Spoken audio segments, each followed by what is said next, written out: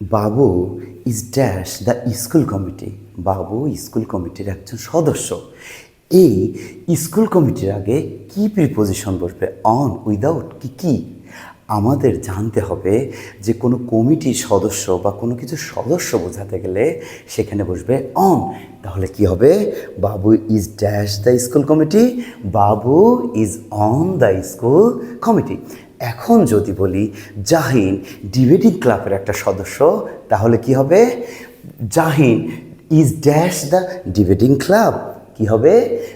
Jahin is on the debating club. তাহলে তিনি board of ডিরেক্টরের একজন সদস্য। He is dash board of director, he is in, without what will be here. আমরা বুঝে গেছি he is on board of director.